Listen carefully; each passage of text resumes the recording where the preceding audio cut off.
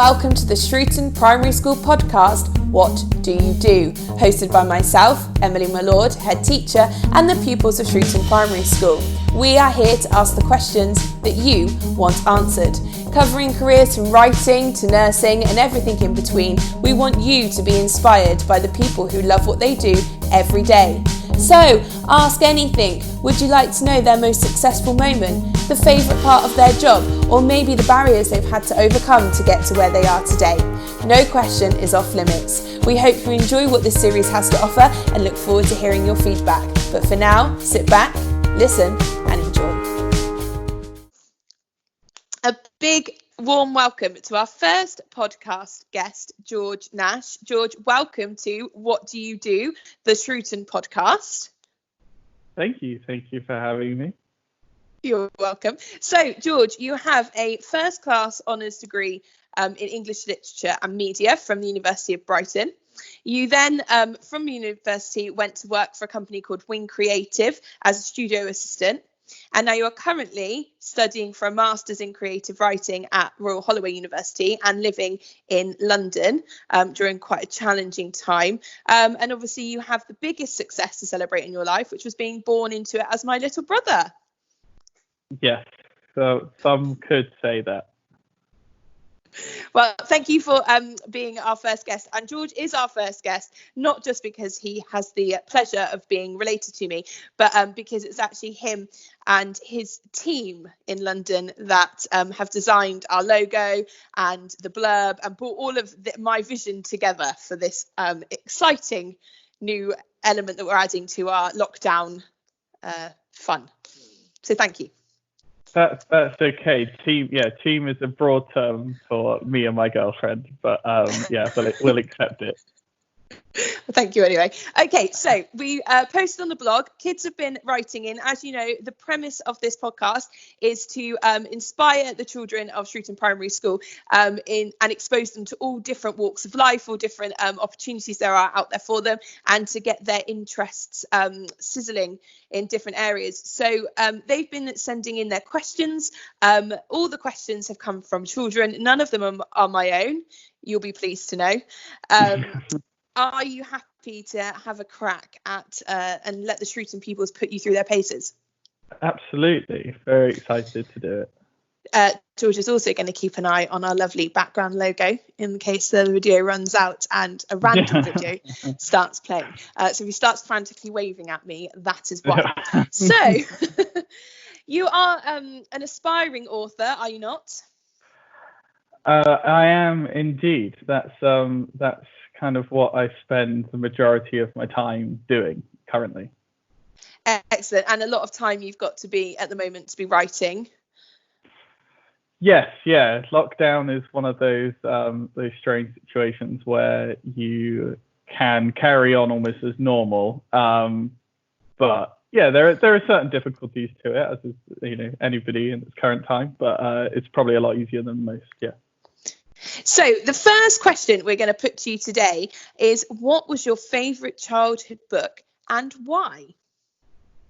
My favourite childhood book, this is a bit of a cheat because it's not one book, it's 13 books, is a series of unfortunate events by Lemony Snicket. I started obviously with the first book, which is called The Bad Beginning, which introduces you to 3 orphaned children who are sent off to live with their evil uncle, distant relative called Count Olaf, and he wants to get a hold of their family fortune, and it's about how they kind of escape from his clutches in very inventive fashion. But I just always loved them. We, as you know, we are brother and sister, so we used to be given pocket money, and whenever I had that, I would always, if the next book was out, I'd always run down to the bookshop with my pocket money and grab it. It was very exciting. I don't remember you ever doing much to earn your pocket money, but I remember you getting it anyhow. But I do remember you were even from that age, you were very, very particular about your books and how precious they were. And I remember they always had to be in order, the numerical order. You always had the spines facing. There was like the set shelf for that whole set of books. And you can see just in George's background a little snippet of his current one of his current bookshelves. And actually you're still very particular and about how you store and treat your books, aren't you? Yeah. I think I don't really know where any kind of hobby or anything comes from really, but books were always one of mine, and I've never been one to kind of break the spine on them. I've always tried to keep them in as good condition. They are read obviously, and they're meant to be read, but they look very good. Your background. Oh no, I knew that was going to happen. So what I will sort that out in a minute. And actually that now transmutes because George still gets a little bit funny about letting me borrow his books because he's worried about the state they'll come back in. I try not to break spines as well, but I am a page folder. I've actually invested in some bookmarks because I know how much you hate me folding the pages over.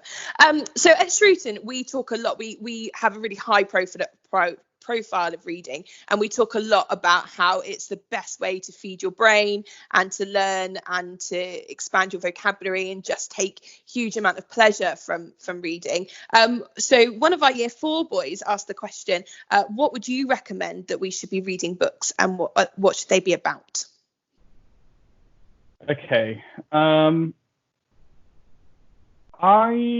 would say there's no one answer to say, oh, here's, the book that everybody should read, because everybody has lots of different interests. I would say just read books that follow your interests in what you already like, whether that be specific to the type of book you like, if you like a thriller or a fantasy, anything like that. Continue to read those.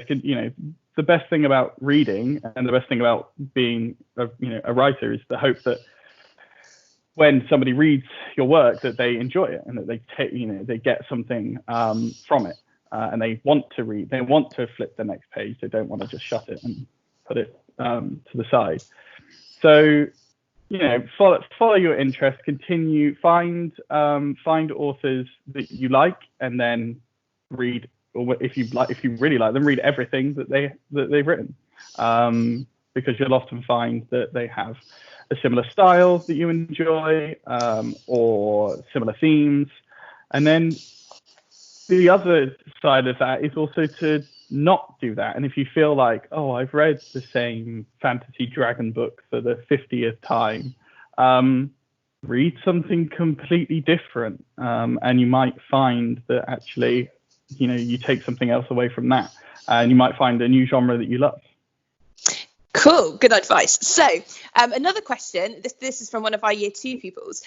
So what do you want to write? You just talked about how writers want their work to be read and enjoyed and celebrated, and it's it's one of those art forms that actually reaches quite a wide demographic of people. What is it you want to write?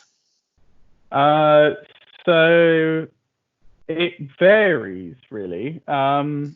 Recently I've been writing a little short story which is about a stand-up comedian, which can be quite lighthearted and quite funny. And then other times I write more non-fiction, so it's more just kind of biography or essay type work, which as a kid, I'll admit, I never read anything like that. And I wouldn't necessarily expect the people watching this or listening to this to read that type of work either, because it's very different. Ultimately, I just want to write something, that I enjoy writing. I don't think that there's not a not a point to writing anything almost if you don't enjoy it in some respect. Sometimes it can be very frustrating when you're doing it and you're thinking, what word can go here? Why doesn't this sentence work? Why is this idea in my mind not transferring to the page? But that's just part of what you do. As a teacher, actually, that's quite with my teaching hat on, that's quite a reassuring thing to hear, that even someone like you've always been, English has always come much more naturally to you than the maths, for example, because we all have different strengths. To hear that even you, who has really taken time to hone these skills and talents, still has those moments where you're completely blocked or frustrated, and it just goes to show that you still need to persevere and keep on going, because actually nothing comes easily always, does it? There's always a moment where, even if it's your top of your game, there's going to be those roadblocks that you have to overcome in some way. Absolutely. And those aren't bad. They're not always bad. You can there was recently something that I was writing that someone who read it said, I don't think this bit works. And I was a bit upset at that, because I was thinking, I really liked that bit. I thought that bit was doing all right. But actually, when I'd spent a bit of time away from it, I realized it didn't work as well. So I wrote out lots of different ways that it could be done. And if you know something isn't working, but you don't know exactly why it's not, then it's kind of easiest to write it 5 different ways that you know that it's not going to work, because then you've ticked those off and you know that they're not going to work. Hopefully your mind just kicks in and the cogs start turning and you're able to come up with what you think works best. So almost just sort of like that's the whole aspect of try again, because eventually you'll find something that you're most pleased with and you're most proud of. Absolutely. I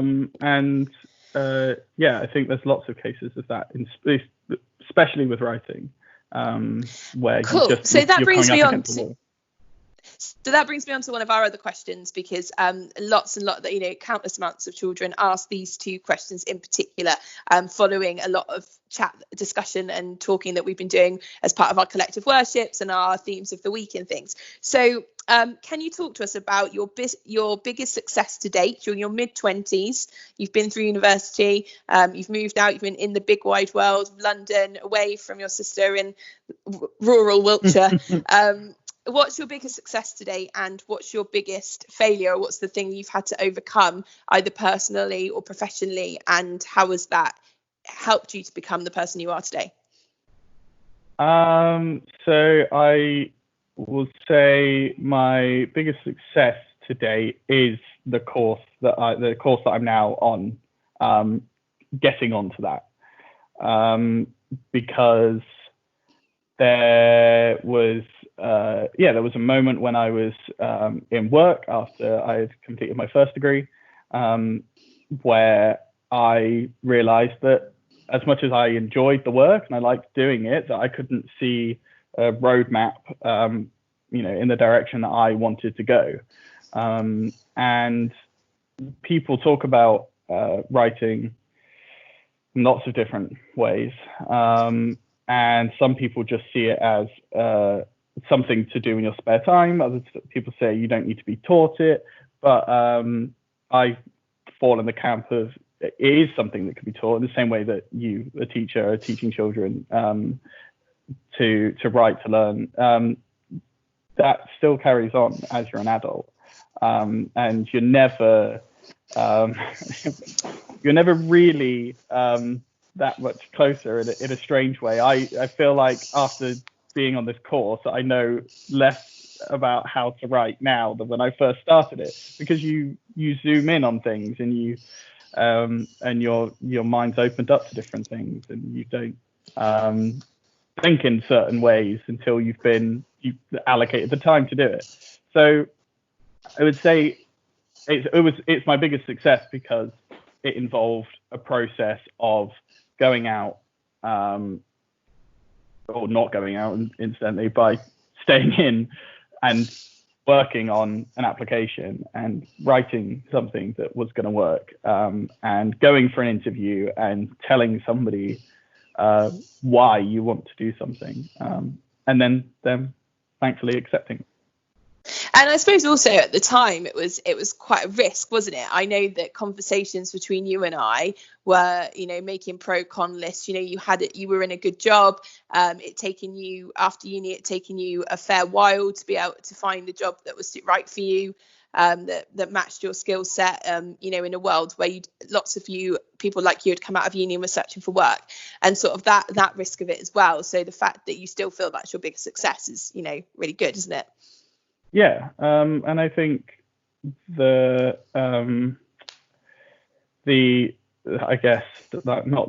formula to any good success is one where, with all the information that you've got, you've made the best decision you can. Easy decisions aren't the ones that necessarily result in big rewards, big successes. Yeah, exactly. And you mentioned what's the biggest failure? You mentioned it earlier. I'd actually probably say that maths is just my failure. Well, some people look at maths as the opposite of English and writing, and I think there is something in that, but it never came to me in the same way that English did. I just formulas, numerals, just multiplication tables, all of that didn't work for me as well. And where that failure is, what that failure has taught me is that, one, I'm more interested in maths now because it actually has a practical application to me living in London, knowing how much, you have to spend on food and rent and all those adult things. Which hopefully everybody listening to this is a few years off yet. But it's just that, when you don't have an interest or when something is difficult, don't necessarily give up on it, but don't be too frustrated by the fact that maybe even writing or anything doesn't come easy to you, because later in life you might find that it does. Or that, it simply doesn't work for you, but something else does. And everybody being kind of, great at everything is a pretty unrealistic goal, but you do have to be somewhat good at everything. You do have to have a basic knowledge of it all. Yeah, and side note, if you come to Shrewton, you'd have had a cracking maths education. But that, like I say, side note. So tell us, a couple of the Year 6 pupils posted in the blog. They would like to know a little snippet about what university life is like. Obviously, you've done your undergraduate, which is before you graduate, and now you've gone back as a postgrad. So what's university been like for you? It's the closest thing to school as an adult, but it is very different from school. So, in school, you get up and whatever time you start lessons, 8:30, 9 o'clock, and you have 6 of those throughout the day. You have teachers, you have work, you have all of that. At university, you have possibly 1 day, 2 days to go in to do work, to go actually have like a lesson as such or a lecture. And you are not, or nobody is holding your hand. The teachers expect you to do the work, but they don't get awfully upset if you don't do it.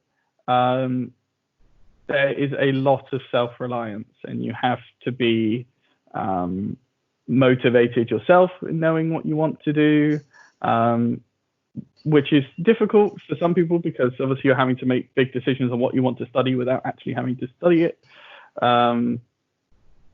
It's very, very different. But on the other side, there's things that you don't get at school. For instance, you will be in a class of 40, hundreds, depending on which university you go to, and there'll be people like-minded who are on your course who like exactly the things that you like, who want to do exactly the things that you want to do. And so talking to all those people is really valuable, because you can bounce ideas off of each other. And then you meet a load of people who are completely different and haven't come from your area. They don't want to be doing your course, but you've met them through university. And then you hear about their experience as well and what they've done. You can often collaborate. And so, yeah, it's very different from school, although still similar in an education aspect. But yeah, it's a wonderful place to be. And I think that's a real testament to, we talk a lot in Shrewton about community and lifelong learning, and that's a really lovely example of that, or university, people of mixed ages there as well. I imagine particularly on your postgrad course, you've got varying ages from your age to much older peers, and actually you've got a community of people that community just become much bigger and much more diverse, but also you're showing that lifelong learning, and like you said, you haven't gone on to study maths, but you're still learning about maths now, and how everyone is always learning, and having that self-reliance and that self-drive and motivation is something we're really keen for our pupils at Shrewton to realise and appreciate and engage with from now, really, from the moment they step into our school. Okay, cool, thank you. So 2 questions left. Life during lockdown is obviously on all of our minds at the moment, so the children would like to know, do you have any top tips on how to stay positive or how to keep creative? Top tips. Well, obviously a lot of my day is spent either reading or writing, so those 2 are pretty good. I think fortunately, this is almost strange to say, because Mrs. Mullord and I are of a very different age to the young people watching this. So it is almost impossible to be bored now. There is no way that I can accept that people are bored, because there are video games, there are books, there's Netflix, there's all of these different things to do. You just have to mix it up, stay varied, do something new, cook, clean, do something else, because you'll find that in terms of being creative, a lot of the time, if I'm sat at a desk and I'm trying to figure out something, it doesn't work out that way, that I can just get it down. Instead, I have to go do something else. I have to occupy like a different part of my brain, do something else, and then an idea will come to me, and then I'll stop doing that task and do something else. Yeah, I totally know what you mean. Actually, a lot of I try to be quite creative, and a lot of the ideas, or a lot of my current most successful ideas, have come to me walking the dog, cooking some dinner, just generally pottering or doing something. It's generally in those moments where you sort of give it less attention, something from the back of your mind bubbles forward, and you just go, okay, let me try that. Cool, I like that. So last question, which is obviously a really good one, because they've been thinking about the title, which I didn't get back on. But what is the best bit about what you do? The best bit about what I do, I would say the best bit about what I do is the freedom, in a way. There's lots of things with writing that you sometimes have these base skills, like writing, that just means you can almost do anything. I write currently in a creative capacity for publication, aspiring to be an author, to have a book that is bound like all those ones over there. But then I've also written for a crazy golf company who has lots of who's a jungle theme, and you get to do some really fun writing for that. There's always something different. There's always some new challenge. And when someone says, "Oh, hey, can we have a name for a podcast?" conveniently, and you haven't done that, you do your research and you try and think, what are the things that people want to know? What do you have to convey? I think it's the fact that the best thing about what I do is just that there's always something different. You're almost never going to do the same thing twice. Yeah, true. Hadn't even thought of that, actually. And obviously all the questions are from the children. It would not be like me at all if I couldn't just, get one of my own in. But would you be willing, here's my question, would you be willing to put together a short little video for our YouTube channel on a little writing task that the pupils who've just been listening to you could have a go at? Absolutely. If they want some little tasks or tips and tricks, I think I could probably do that in my lockdown state. You heard that you were all witnesses. I got him to commit to an extra little piece of work for us on audibly, on video. So thank you so much. I would also just like to say those beady-eyed pupils and parents out there may have noticed that my brother has a small little tattoo on his wrist. It is of a rocket, and I hold my hands up and say it had absolutely nothing to do with me. I know I spread the rocket love. Okay. Yeah, our vision vessel, George, our vision vessel. I do spread the rocket love far and wide. I didn't spread it that wide. I'm not that obsessed. I haven't started branding people before anybody panics. So I just thought that I might shut down any questions that might come out of that. Well, thank you, George, for being our first guest. As little brothers go, you're pretty up there with the best. And I am super proud of what you're achieving and all the things that you have to achieve in your future. So watch this space, and I can keep the pupils of Shrewton updated too, so no pressure. But when your book does come out, or a child's book that you write, we want the pre-releases, the proof copies. We'll put our spag knowledge to the test and edit them for you. Do a copy proof. Cool. Well, I will bid you adieu, and I will obviously speak to you shortly in a different capacity. But stay safe, take care, and thank you. All right, thank you. Goodbye. Bye.